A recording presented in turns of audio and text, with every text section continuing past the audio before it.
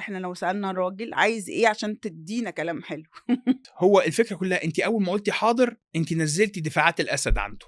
أهو سِر أهو. هو الفكرة كلّها ما يتحوّلش إن الراجل قاعد صامت والست قاعدة مع ChatGPT بترغي. ليه الراجل بيسيطر على الريموت بتاع التلفزيون؟ هو الراجل بطبيعته يحب اللي يطبّل له، حتى لو عارف إن هو بيطبّل غلط. ليه الراجل بيقلق من تليفونه؟ فبتقول له: "أوكي بابا."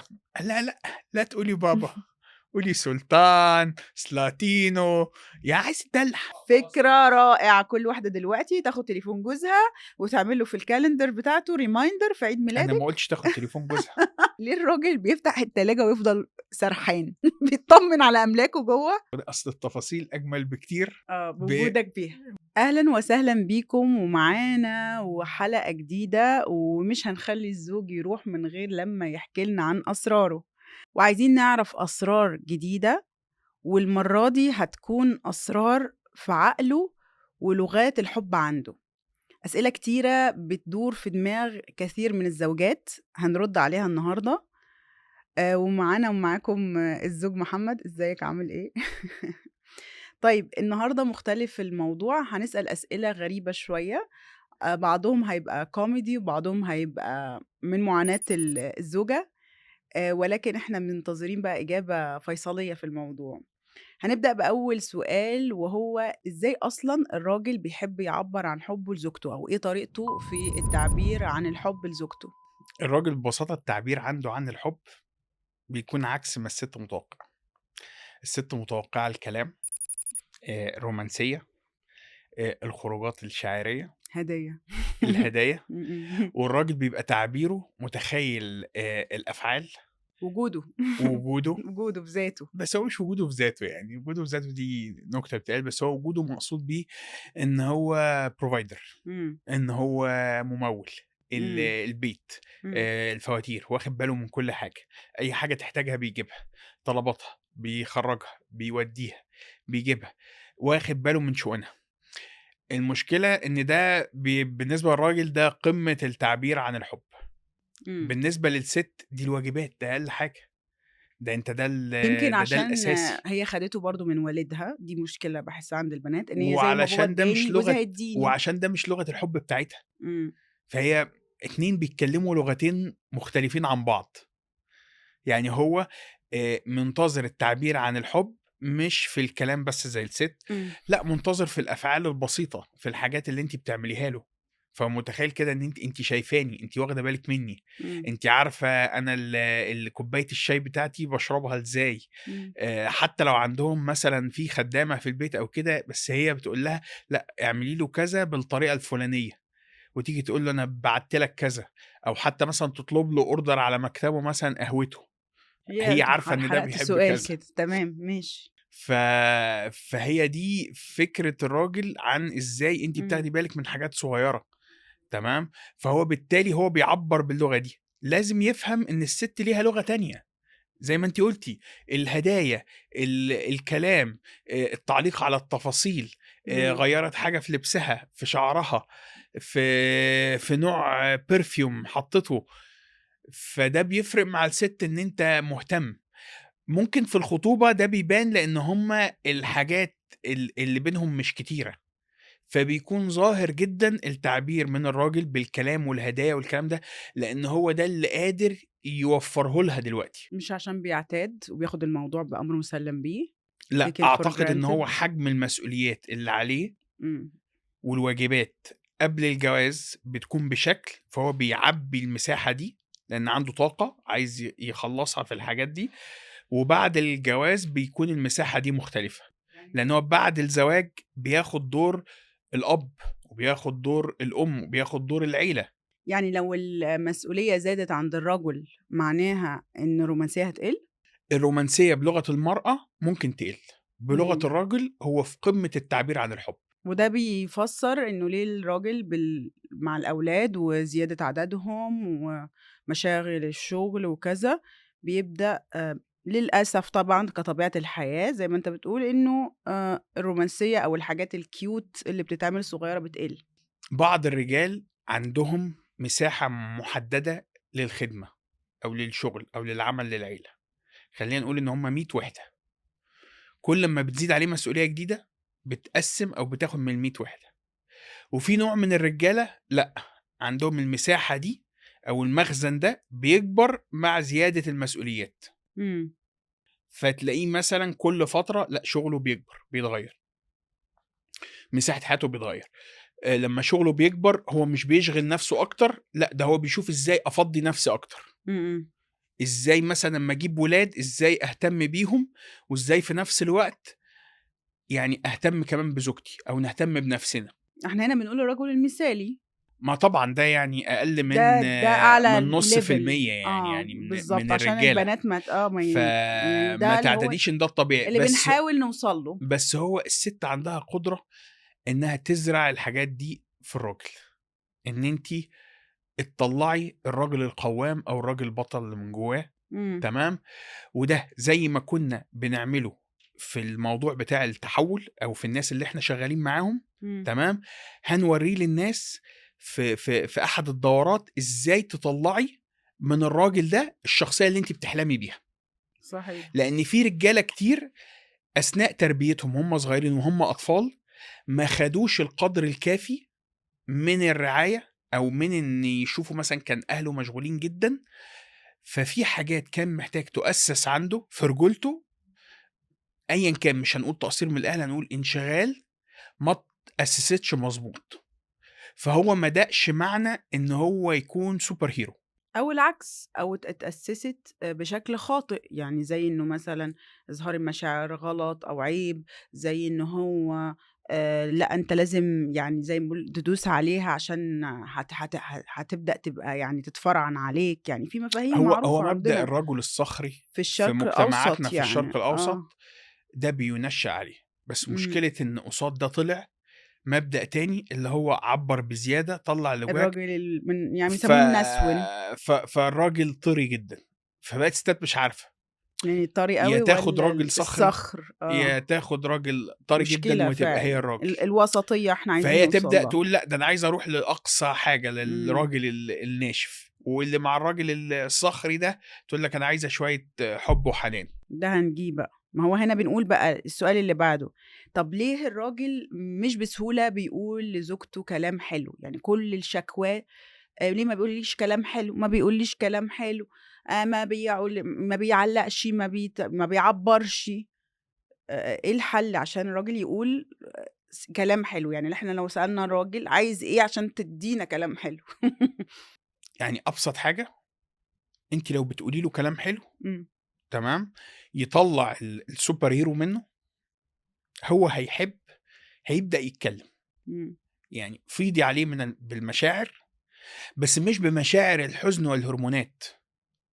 يعني ما تفضليش تتعاملي بفكرة إيه، اللي هو أنا زعلانة فهو يروح يضطر يجيب هدايا عشان يصالح، فأنتِ تعجبِك الموضوع ده، أصل أنا بيعجبني الصلح، ابتزاز ابتزاز عاطفي، عاطفي، آه، لأ، جرّبي تعملي العكس. إمم، إمم، إمم، إمم. مشكلة الستات بيقولوا لبعض إيه، ما تعمليش كده لا يحس بنفسه ويفتكر نفسه ما فيش أحسن منه، ده ABC ف لازم تبوسيه وتقصي ريشه ده غباء. آه، تمام، لإن إحنا مش جايين نتعامل مع بعض نبوّظ الشراكة، تمام، إحنا إمم. عايزين نكبّر بعض، يعني 1+1 مش بيساوي 2، هُم هنا إحنا للأسف عايزين مفترضين ما فيش مضاعفات. مصادر تانية، يعني هو العالم بقى بيعطي هذا الشيء سواء صح أو غلط، بس هو وجود حد مثلًا يمدح أو كده لأ، بقى موجود بفلوس، موجود online، موجود، تمام، ففكرة خاطئة يعني.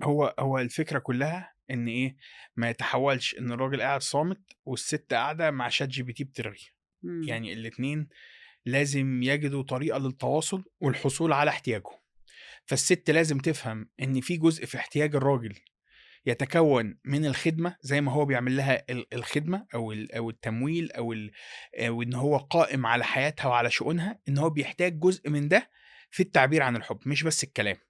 والراجل كمان لازم يفهم إن احتياج الست اللي معاه جزء كبير منّه في السمع، لإن الراجل هو كائن بصري، تمام، والست كائن سمعي. هي الودن عندها هي اللي بتسمع. إمم، الودن دي ممكن تكون في قراية رسالة جميلة منّه، في كلمة حلوة بيقولها لها، تهدّي أعصابها، تنزل عليها زي الدُش كده، إمم. والراجل في إن هو مثلًا ييجي البيت يلاقي بيجامته متحضّرة، يلاقي الأكل حلو متحضّر، يلاقيها محضّرة تقول له مثلًا أنا اخترت فيلم أو عاملة أكلة أنت بتحبها أو عاملة لك جو كويس. موضوع الأكل طلع مهم جدًا. ف فهي دي أوكي. الفكرة، فهو بيحس إن هي زي ما هو قائم بالواجبات الكبيرة، الواجبات اللي جوّه البيت هي المَلِكة بتاعتها. يعني واجبات زائد كلام حلو.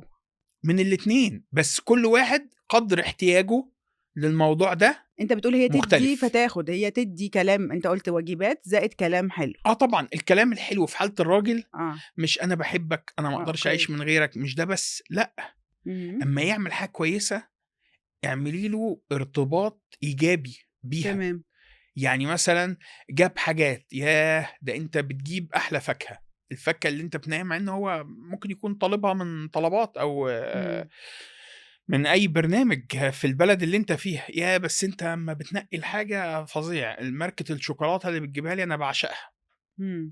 كلام كده يخلّيه يحس، يعني حتى كان في باختلافه بتميُّزه. بعض الmemes يقول لك ابن قال لباباه: "بابا والله البرتقان عجبني جدًا." يلاقي تاني يوم في 10 كيلو برتقان في البيت. يا بابا هو أوكي. برتقانة اللي كانت عاجباني، بس هو الراجل ده تعبيره، أوكي. إن هو الحاجة اللي هتشكريه فيها وهتقدّريه فيها بيزيد فيها. هيزيد فيها. طيب حلو لذيذ الكلام ده. طب إحنا كده لو قُلنا لو جات الست يعني اتذاكت شوية، فليه الراجل يعني بيبقى مهم بس عنده الطاعة الوقتية، يعني مثلًا هو قال لها مش عارفة كذا، كذا، كذا، حاضر، نعم، حاضر، حتى لو هو عارف إن هي مش هتعمل الشيء ده، يعني هل فعلًا هُم بيقولوا مقولة إنه الست مجرد إن هي بتقول حاضر ونعم ده بيريّح الراجل؟ ده يعني إيه السر الأكبر في العالم، إمم. كلمة حاضر فعلًا بتريّح. إمم. إمم. تمام، الطاعة. ليه؟ لأن لأ، هي مش فكرة الطاعة، إمم. هي فكرة هو مخلوق دماغه كده، هو مخلوق دايمًا دماغه شغالة يا في تحدي، يا التحدي خلص، هو بيطلع ما برّه في بيحبش شغله، شعور التعدي. في أي حاجة، هو أنتِ ليه أصلًا تخشي في تحدي مع الراجل؟ ما هو قاعد تحديات برّه هو البيت، في بيفسّرها الإدارة وفي إنها الكلام ده، تحدّي أيوه، بقى. طيب ما هو طالما بيفسّرها إنها تحدي، إمم. اعرفي إن هو مفسّرها كده. أيوه. تمام، يعني ما تبقيش إن أنتِ دايمًا أستاذة دايمًا على حق، ما ينفعش مع يعني هل الراجل. الراجل بيفسّر كون الزوجة مثلًا بتستفهم أو مش هنقول تعترض يا سيدي، بت يعني ما قالتش حاضر على طول على طلب، إن هي كده فيها تحدّي؟ ده حقيقي.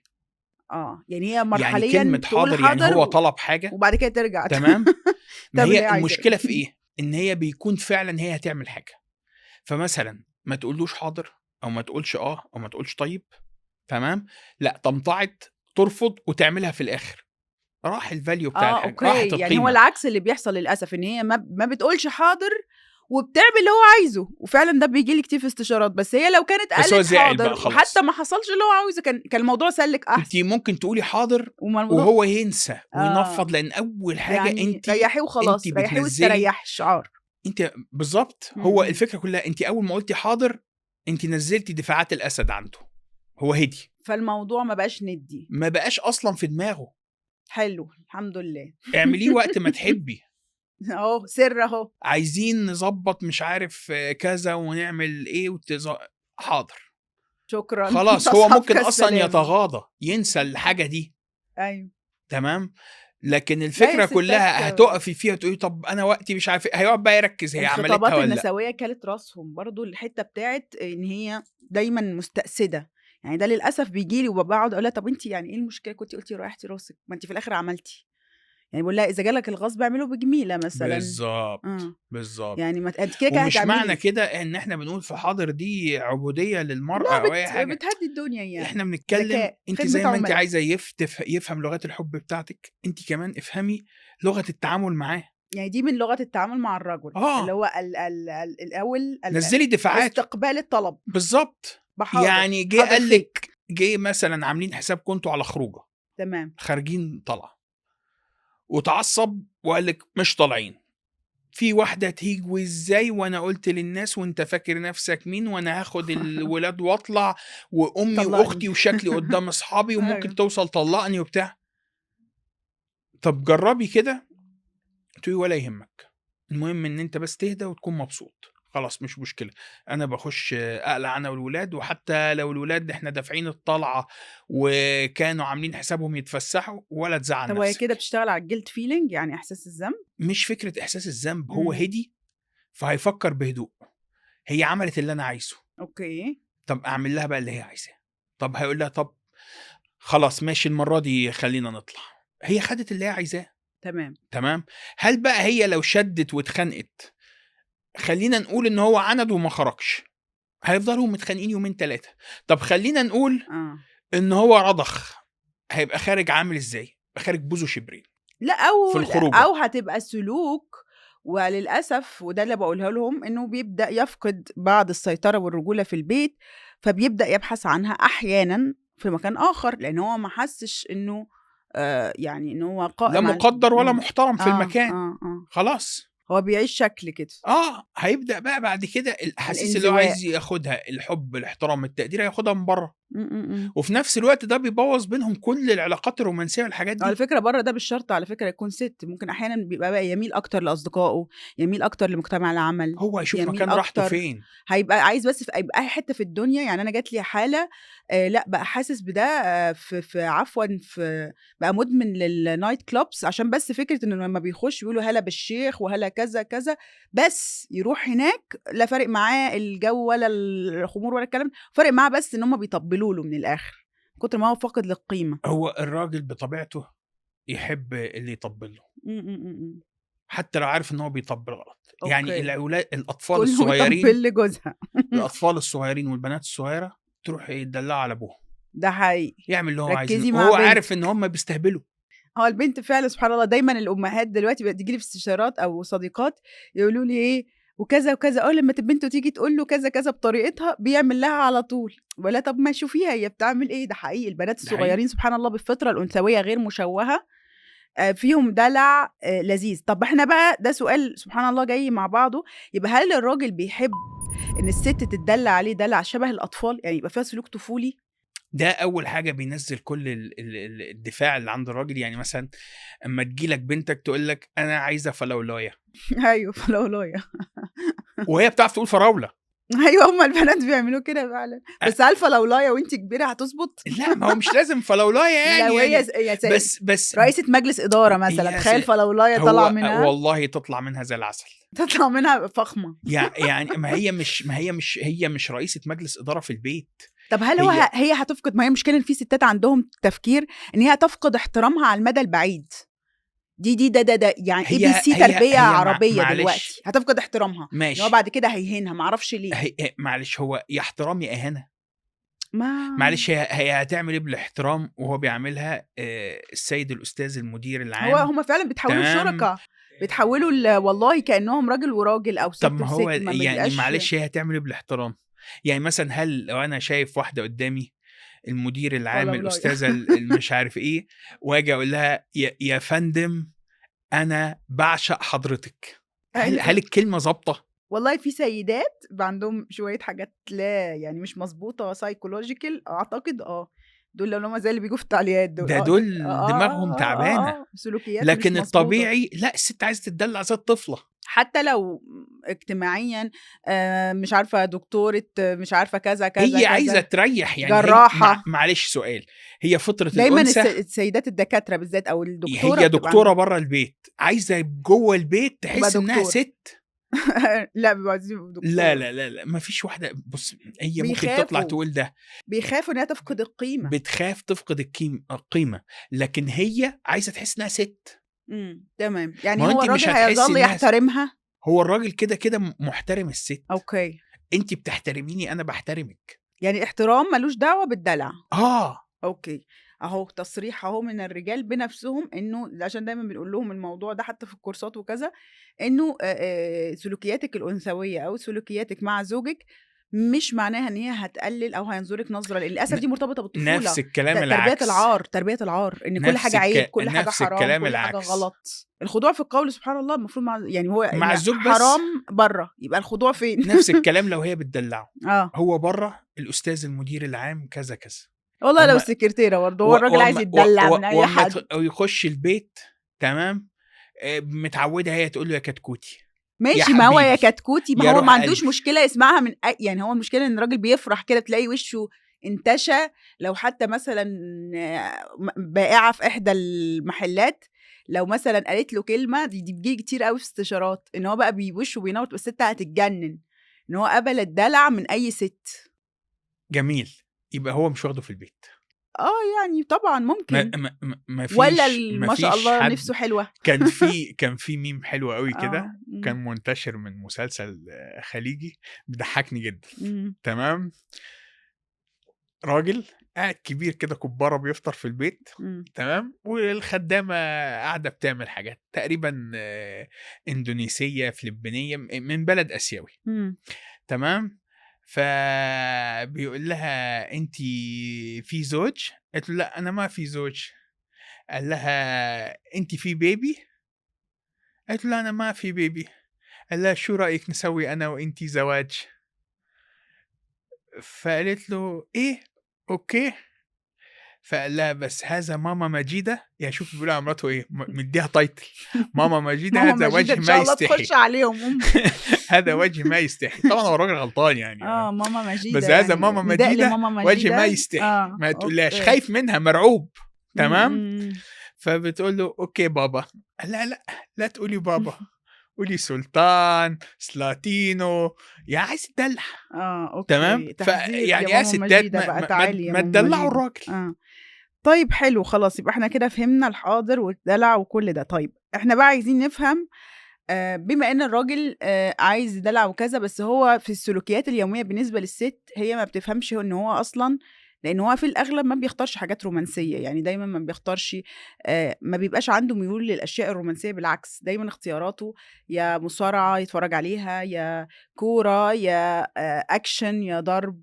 أوكي. ليه الراجل يا يجيب قنوات السياسية، فهي الست طَب أنت منين يعني، فين اللي هاحُط الحاجات دي فين، يعني هاحُط الرومانسية فين؟ هي بتبقى متخيلة عشان تدّي ده، فعلًا هي بتبقى في دماغها إن هُم يشغّلوا موسيقى كلاسيك، هيجيبوا وَرْد ويفرشوه، يعني هي عشان تدّي ده عايزة تدخل في mood، هي شايفة دايمًا الراجل الmood مشحون، وهي الست بتتأثّر فعلًا من الحاجات دي، بالاختيارات الذكورية دي، فليه الراجل بيميل للحاجات دي؟ وده طبعًا بيأثّر، يعني دايمًا بيختار الحاجات دي عن الرومانسية. عشان هي دي اللي تتناسب مع عقليته وحياته. إمم، إمم، هو إمم. بيشوف نَفْسه يعني مثلًا فيلم أكشن، غالبًا الفيلم الأكشن ده فيه مارفل بطل أو بيحاول يجيب الحق، أيًا كان خيال علمي أو عادي، خ فهو جيب بيسقط الحق. ده على نَفْسه. آه. واحد بيحاول ينقذ أسرته، واحد بيحاول يكسب ماتش بوكس، واحد بيحاول يطلع بطل في الكورة، فهو في شايف أعداء. نَفْسه شايف نَفْسه أعداء مكان حماته. الشخص ده، آه. تمام، فدي طبيعة في الرجل، ده فكر يعني عنده. عنده أبيض وأسود وخير وشر وكذا، فبيبقى ده قاعد بيتفرّج عليه. والّا ميول من التستوستيرون مثلًا؟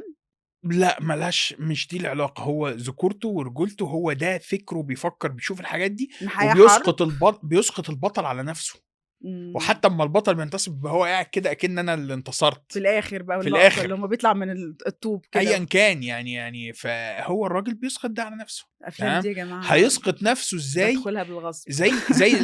زي السِت أمّا إمم. بتشوف فيلم رومانسي وتتخيّل نَفْسها مكان البنت دي، آه. وتقعد تعيّط عليها أمّا تموت أو لو كانت دايمًا بتبقى هي واحدة بتبقى متأثّرة إن هي مريضة ضحية. والراجل قاعد أو جنبها خانها، على سرير المرض أو أو خانها، ما أو فيش خانها محتوى وبعدين ربنا عوّضها، طَب عوّضها هو بواحد هو هو تاني. هو يتفرّج إزاي على فيلم زي ده شايف فيه إن الراجل سيء للغاية في الدور بتاعه، إمم. فدي الفكرة يعني. طب هنا في بقى سؤال حيوي، ليه أي مصيبة بتحصل في البيت، للعيال، في الشغل، يعني لو كائن فضائي نزل من الفضاء، الراجل أنتِ بيقول الغلطانة، أيوه أنتِ أنتِ اللي غلطانة.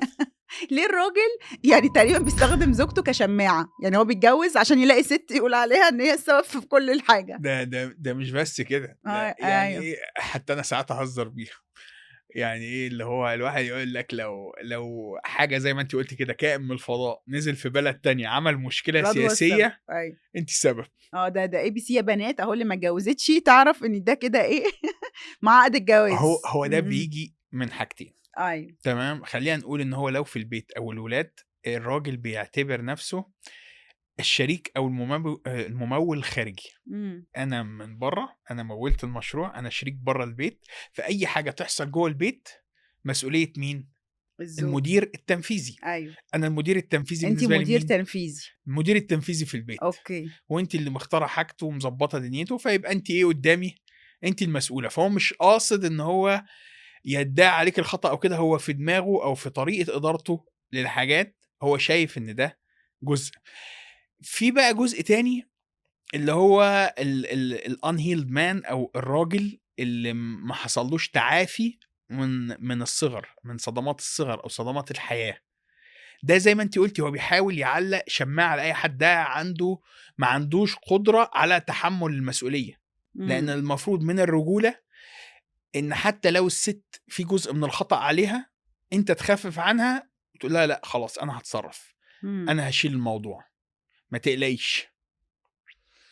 فالشخص اللي بيكون متعافي من الحاجات دي غالبًا لأ، بيعتذر، بيقول أنا آسف، بيقول لأ الغلطة عندي أنا هاتصرّف، أنا هاحل الموضوع.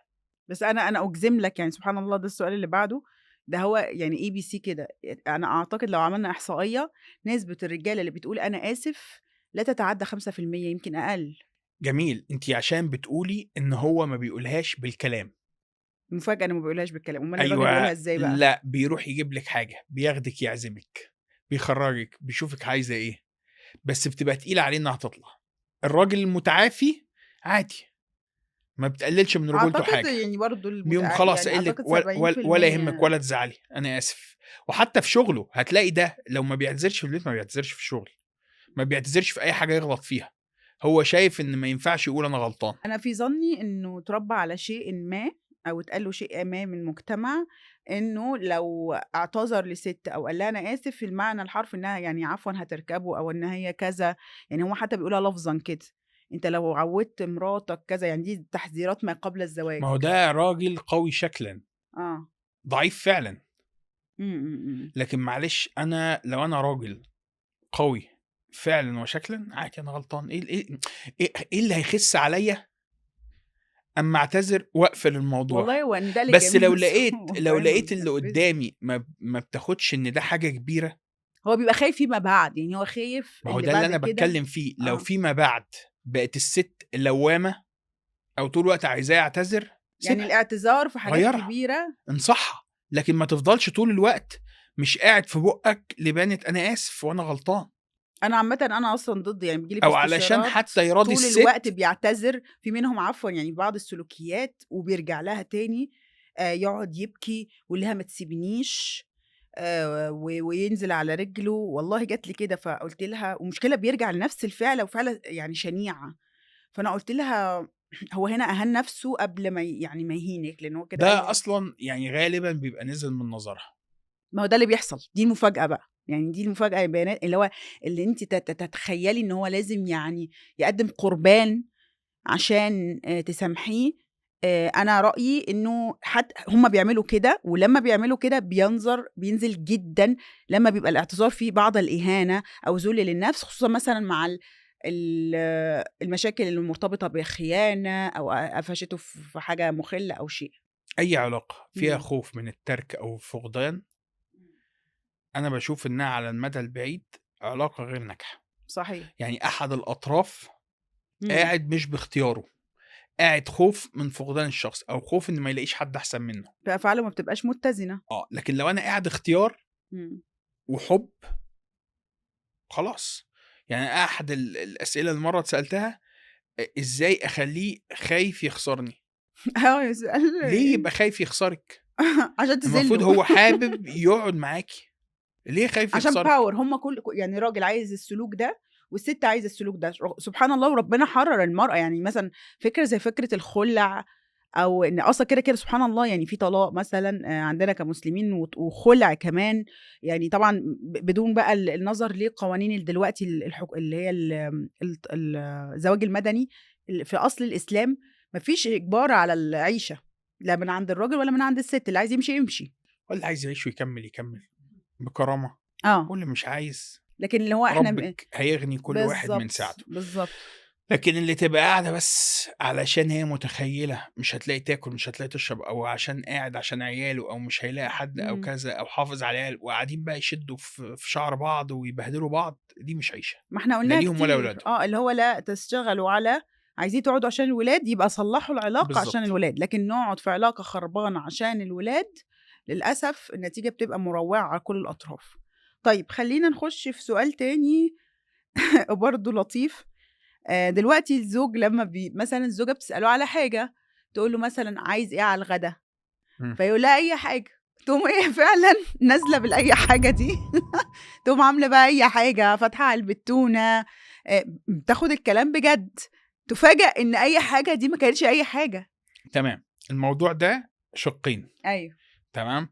أول حاجة هو الشق اللي عنده، هو أمّا قال أي حاجة، هو دماغه مليانة قرارات وحاجات بيعملها برّه البيت، فعايز يقلل مساحة اتخاذ القرار واو! عنده. يعني هو عايز menu بس أي حاجة من الmenu الفخم اللي أنتِ عارفاه، فأي حاجة من المفضلات بتاعته. من المفضلات، يبقى هنا أي يعني حاجة من المفضلات يعني بتاعته مش بتاعتِك. فمش أي حاجة معناها اعملي تونة أو ريّحي ساندوتش نفسِك، جبنة أو ريّحي ريّحي نفسِك، نفسِك، مش مقصود مش بيها كده. معناها ريّحي نفسِك، أي حاجة حبيبة أنتِ قلبي أي حاجة عارفة مثلًا إن هو اللي هو مثلًا إيه، بيحب ضبّطني. مثلًا بيحب مندي، بيحب محشي، بيحب مشويات، بيحب أي حاجة من الحاجات اللي هو بيحبها. واو! يعني أي حاجة معناها الحرفي عند الرجل إن أنتِ ضبّطيني بس ما تسألينيش عشان أنا مشغول. حاجة زي كده. لأ دي أعتقد مفاجأة لكل الستات أهو، أدينا بنجيب أسرار أهو. طيب حلو خلاص دي مهمة دي أعتقد. طيب دلوقتي لمّا الراجل بيضحك برّه طول الوقت ودي أعتقد كل الستات بتلاحظها، ما شاء الله وشه كده بيبقى منوّر وهو خارج لأصحابه وهو طالع وهو كذا، وأول يا عيني لمّا بييجي البيت أو كذا، أو كذا، تحسّي إن هو دخل في وضع الطيران. تمام. يعني وشه بيختلف تمامًا أو حتى في بعضهم بيقول هو ليه فرفوش جدًا مع أصحابه، كريم يعني أو سلوكياته قاعد برّه قافل وأمّا يرن سلوك التليفون فجأة وشه ينوّر، ألو يا أبو لا ده فلان ويقعد يضحك. في الأصعب بقى لمّا بيمسك التليفون ويقوم ضاحك، هنا الست بقى يعني بتترعب، تقول لك الضحكة دي مش مطمناني، يعني حتى بعضهم بيشُك، لإن هي مستغربة هو التحوّل الmood الغريب مع الناس برّه وهي هي معاها الست مختلف. كده، كده بتشُك، يعني ده لو نايمة جنبه كونان وحلمِت إن هو اتجوّز عليها في الحلم، هتصحّيه هو. بتقوم زعلانة، أيوه ده بتقوم حقيقي. زعلانة منّه وهو الراجل ما عملش حاجة، الراجل نايم دي مكانه. رسالة من السماء خلّي تقول لك بالك. يعني مش معقول يعني. يعني هو الحلم هي عملت حاجة هي ف لقيته في الحلم طيب، تحذير. موضوع إن هو بيضحك جدًا برّه البيت أو مع أصحابه، وفي البيت على الوضع الصامت أو وضع الطيران.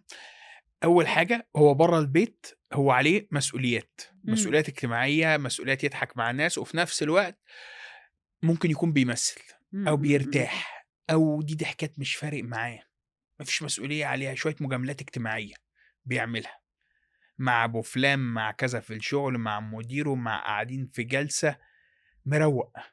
لكن الحياة بجد عنده في البيت مكان السكن، فهو على وضع الطيران هو بيريّح، هو بيشحن. أنا دخلت مكان الكهف بتاعي المريح اللي باشحن فيه طاقتي، فأنا على الأقل عايز بعد ما أرجع البيت 30 دقيقة، وبعض الرجالة ممكن يحتاج ساعة، يعني بيفكّر في قصدك اللاشيء هو في مش اللا لا عايز لاند. يمثّل أو مش عايز يبقى بيعمل ضحكات مصطنعة، يعني معناه إن اللي برّه دي مصطنعة؟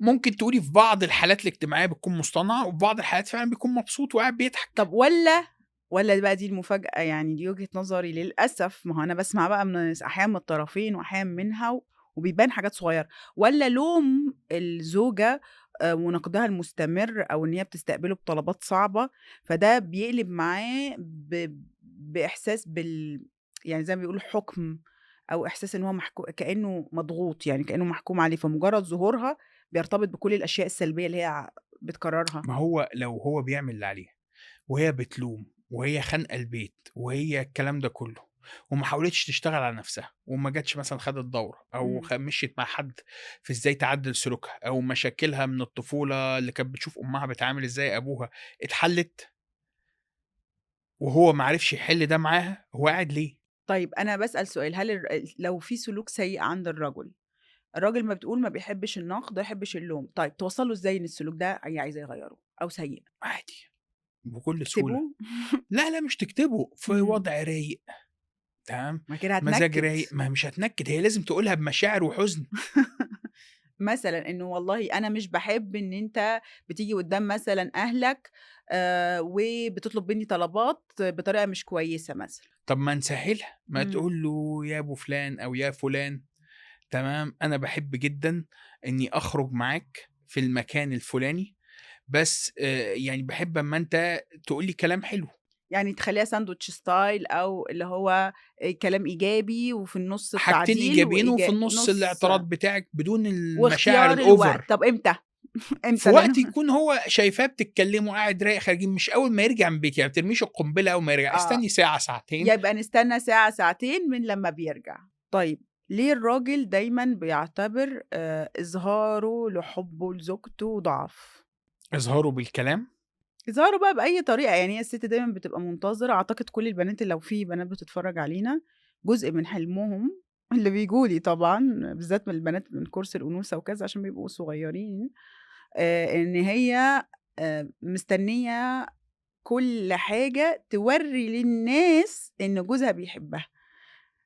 سواء بقى حركات حُب، هدايا، يقول لها، يكتب، يقول قدّام يعني حتى لدرجة في فيديو كده واحد قاعد يقول إيه، اللي هو بيقعدوا يتريقوا يا مجنونة باحب يعني هو إيه، عايزين حاجة extreme جدًا.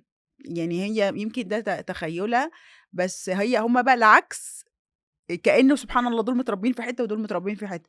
الرجل العربي أصلًا بيحس إن ده يعني إيه، بيقعدوا يتريقوا على بعض. يعني حتى جات لي واحدة من بيئة بدوية قالت لي هو يعني بيترعب إن أنا أكلمه هو مع أصحابه في المجلس بتاعهم، أو بيترعب إنه يظهر، أو بيترعب كذا، إن هو فيما معناه إنه إظهاره لحبه ليها ده يعني هيتحول لإيه، مسخة بين أصدقائه.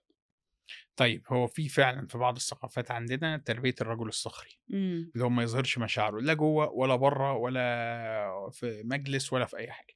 في مجلس دي متفهمه، هي ليه عايزه وهو قاعد في المجلس تكلمه وتهزر معاه ويدلعها ويقول لها كلام حلو؟ مش منطقي، لان ممكن انت اصلا يصيبك عين بسبب حاجه زي كده. إمم، يعني انت قاعد وسط ناس محرومه مثلا إمم، وشايفين علاقتك كويسه بزوجتك، طب ليه يشوفوا ده؟ إمم. او واحد مراته منكده عليه، ليه يشوف ده؟ فأبسط حاجة. لكن لو بتتكلمي في حياتهم الخاصة إن هو ما بيعبّرش ليها، ده محتاج يتغيّر، أصل هي تمام؟ لو الناس دخلت في الحتّة دي هيخشوا في حاجات extreme جدًا. يعني لدرجة مثلًا هُم مثلًا ماشيين في mall ما يمسكش إيدها وهُم بيعدّوا يعني هي الست بتبقى مستنية ده برّه. بغض النظر هي مش بتقول إن هو هيوصلوا إن هُم مثلًا يبقوا زي الأوروبيين أو كذا أو بعض الناس قمة في الحُب بقى ومشاهد حُب في الشارع. لأ طبعًا أغلب السيدات العرب بيستحوا من الحتّة دي. ولكن بعض الاهتمام بالذات قدّام أهله. يعني أنا باقول لك كده هُم الطلبات بتاعتهم في الأماكن العامة. يعني ده طيب، بيحسّس المرأة طيب بقيمتها. معلش، لأ ده ماشي، أنا متفهم مثلًا قدّام أهله هو ليه ما يحبش يورّي ده.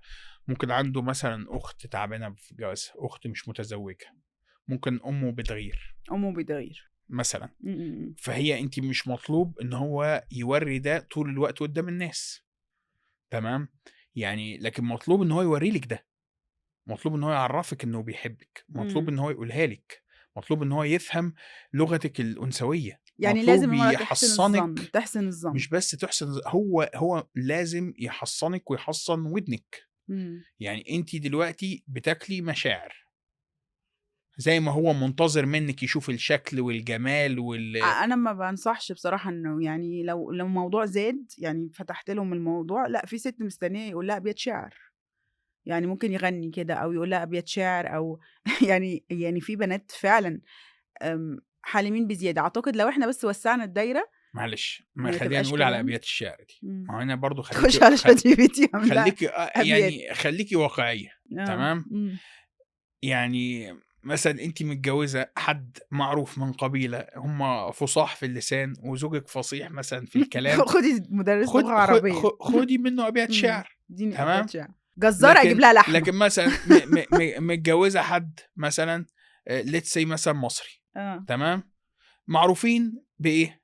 بيهزّر. بيهزّر، هيهزّر معاكِ فرفوش، هتقعدي هيعبّر عن الحب هتضحكي بالفرفشة، بس تمام؟ اضحكوا فاعرفي على إن ده تعبير غُلبكم. من الحب. أوكي. تمام، فهي دي الفكرة، أنتِ واخدة شخص منين؟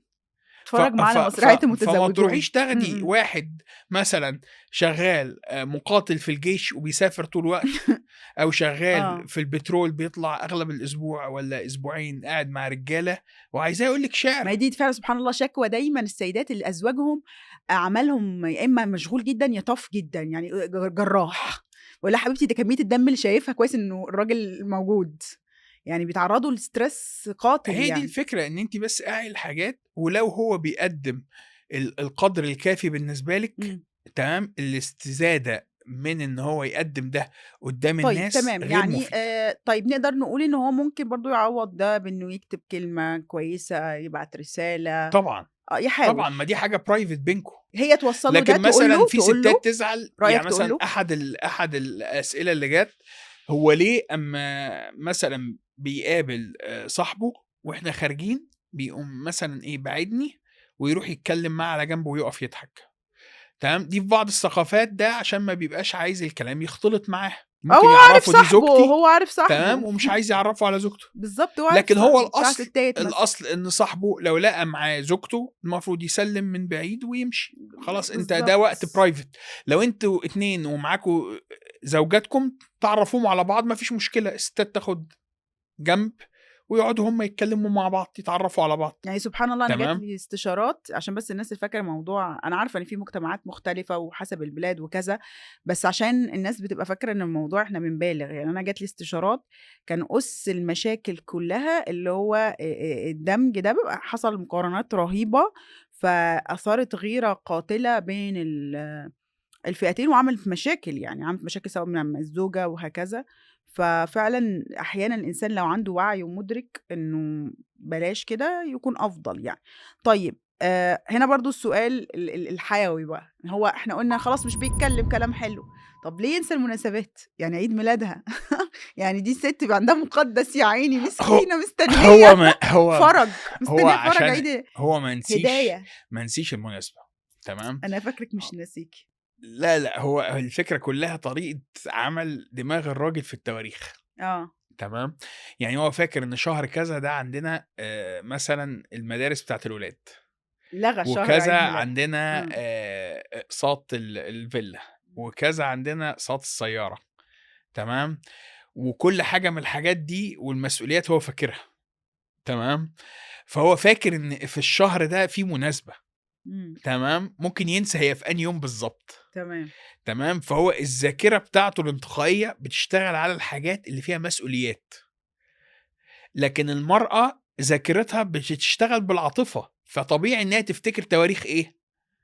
الحاجات العاطفية، عيد جوازهم، عيد ميلادها، عيد ميلاده، عيد الحب، أي عيد حاجة الحب، فيها فرصة هدايا، الست بتفتكر بالضبط، الهدايا. أي حاجة فيها العاطفة والمشاعر. طب رأيك تفكّروا أنا باشوف والّا هتتضايق الأفضل حبيبتي يا هي مرّتين؟ تكون مسؤولة من البداية، الاتفاق إن هي هتبقى مسؤولة عن يا تذكيره بالمناسبات دي عشان هو يعمل حاجة، يا إن هي تكون مسؤولة عن المناسبة دي بشكل كامل وهو مسؤول عن مناسبات معينة. financial هو يا يدعم إما يكون بينهم تمام، يعملوا زي reminders أو حاجة. تذكرة على الموبايل تُعاد بشكل سنوي في المواعيد دي، إن هو قبلها بكام يوم ييجي له تذكرة.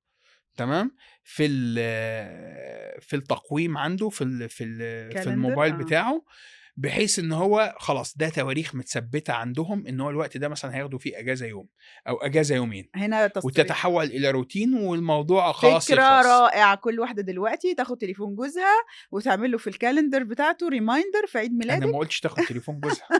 ما تاخدش أنا التليفون، باقول هتقف جنبه وهو يعملوا ما تاخديش تقويم التليفون. مشترك أيوه على تمام، التليفون، تمام. هيوصل له هو دعوة عليه هيبقى مشترك بينهم في التواريخ. طيب هنا بقى السؤال الإيه الحيوي ومفاجئ، هو جالي دلوقتي كفكرة حلوة، ليه الراجل بيقلق من تليفونه؟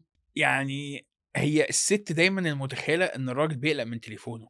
هو كل الرجالة بتقلق بياخدوه معاه الحمام، بياخدوه وهو نايم، بيحطّه تحت المخدة، بيحطّه فوق لأ، هو في بعض الحاجات الراجل بيحب إنها يعني إيه، خلاص دي حاجة زي الكمبيوتر بتاعه، مش آه. عايز حد يلعب فيه. إمم، إمم، مش معنى كده إن هو عنده رسايل خفية، إمم. هو بيعتبر ده جزء من شغله ومن حياته، فليه حد يلعب فيه؟ لأن هو أغلب الوقت بيكون عليه يا جدول اجتماعاته، يا حاجات لشغله، يا تواصله، يا نكتة حد بعتها له واحد صاحبه، فهو شايف ليه حد يشوفها. ونفس الوقت الست تليفونها مثلًا واحدة صاحبتها باعتة لها صبغة شعرها وهي أصلًا مثلًا محجبة أو حاجة، إمم. تمام، واحدة بتاخد رأيها في حاجة نسائية، يعني أنت فهو مش رأيك هيروح يبُص في هُم تليفونها. الاتنين ما يبصّوش في تليفونات بعض، والّا هُم الاتنين عادي، والّا الراجل عادي والست لأ؟ يعني هو أنا الموضوع ده باشوف مُعقّد. إن الاتنين عادي معاهم passwords بعض للطوارئ لو حصل حاجة، إمم. لكن ما حدش يفتش في حاجة التاني. أنا صراحة ضد ضد يعني التجسُّس في الحالتين، الثقة لإنهم متبادلة، معروف الأرقام عشان لو حصل أمر طارئ يلحقوا يتصلوا بحد، يلحقوا يعملوا حاجة. لمّا بقى في اللي هو أنت على طول تعمل كده الemergency code مش بس كده لأ، محتاجة مثلًا هي تعمل حاجة ضروري على البنك. طيب دلوقتي في حاجات كده الراجل بيعملها في البيت، الست بتبقى ما لهاش أي تفسير علمي.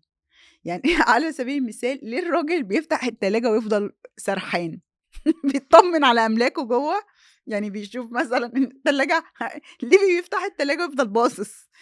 ده سؤال، يعني حتى الأطفال يعني بيتعلموا السلوك ده، وأنا بيبدأوا يفتحوا التلاجة ويفضلوا يسرحوا، ليه الناس بتسرح جوّه التلاجة؟ ما سليمان بيعمل كده. يعني إيه فكرة التلاجة؟ دي بيتطمن فكرة على أملاكه؟ يعني حاجة زي كده، هي مش بالضبط، هو حاجة زي الرادار أو scan. هو عنده ملل أو عنده وقت دلوقتي، فبيفتح مستني مفاجأة، حاجة كده تدّي له دوبامين، بيفتح كده يا يمكن عيني حبيبتي تبقى جايبة كيكة لنفسها تاكلها يعني بكرة تتاخد. هو بيفتح ممكن يلاقي حاجة فيها مفاجأة، حاجة أيوه. ياكلها، حاجة آه. يجرّبها. حطّوا مفاجآت يا حبايبي في أكِن التلاجة لا يروح مثلًا نفسكم. يعني إيه، بيفتح سوبر ماركت، بيفتح آه. كده يبُص إمم. إيه، يمكن يلاقي حاجة. يرمي أكلة بقى بتاعة بُكرة يا عيني، مش عارفة إيه، ده في بقى في بعض الcultures في مراحل يا عيني، بالذات لمّا يبقى عندهم ولاد مراهقين، الأم من كتر ما بقى الموضوع مُفزع، بيبقوا بيقفلوا المطبخ قبل أمّا تنام وحاجات كده غريبة. أنا كنت في الأول باهزر باتريق إيه ده، اكتشفت إن التلاجة دي يا حبيبتي بتبوظ بسبب إن الناس كلّها بتفتح وتفضل واقفة قدّامها. فالأم لازم تحمي الممتلكات يعني، فهي نوع من أنواع إن هو بيتطمن أو بيستنى مفاجأة. أو عنده ملل فبيفتح يعمل scan بيبُص كده، بيفتح الضرفة يمكن يلاقي مثلًا يقرا مكونات. شوكولاتاية كان ناسيها، أيوه، أيوه. بروتين بار بيحبه، آه. نوع جبنة ياه! أنا كنت جايب ده من السوبر ماركت ونسيت إنه كان عندنا. إمم. فهو نوع من إحساس حُطّي البحث له أو رسايل حُب في التلاجة، تبقى فكرة جديدة برضه، عشان إيه، بما إن إحنا بنقعد كتير كلّنا عند كده التلاجة. مش هيفتحها تاني. كده مش هيفتحها تاني، أوكي. طيب طب ليه الراجل بيحب إن زوجته تهتم بالتفاصيل البسيطة ليه، وهي ممكن هو يعملها لنفسه ويعني يوفّر يعني تعب على الفاضي؟ يعني ليه هو detailed أوي، يعني بيحب إنه كذا، طب حطيتِ لي مش عارفة إيه، طب حطيتِ لي السُكّر كذا مع الأكل. يعني حتى كتير أنا صديقاتي باسمع ساعات voice notes أو جوزها اللي هو لأ أنتِ ليه بدّلتِ ده مكان ده، لو كانت باعتة له أكل أو باعتة له شيء يعني بيهتموا جدًا بالتفاصيل، وهو ممكن يريّح ويستريّح ويعملها وخلاص. جميل، دي لغته في إن هو منتظر ده تعبير عن الحب منِّك. أوكي. تفاصيل. يعني أيوه، يعني حتى كانت أصل التفاصيل أجمل بكتير بوجودك بيها. بوجودك فيها. يا سلام! فهي ده الفكرة كلّها في إيه، إن مثلًا أنتِ محضّرة له بيجامته، إمم. تمام، يعني حتى يقول لك مستني مفاجأة أهو. لا، لأ، مش بس حضّرت لك الحمام، هتحضّر له إيه في الحمام؟ آه حضر يا حضّر له جماعة اللي إيه؟ يعرف يعني الحمام بيتحضّر إزاي يكتب التفاصيل كان تحت في زمان التعليقات عشان بيحتاجوا نرتاح إحنا. مثلًا يسخّنوا مَيّة ويعملوا والله. حاجات، دلوقتي تحضّر إيه؟ ما مش تقول له مفهوم. حضّرت لك الحمام.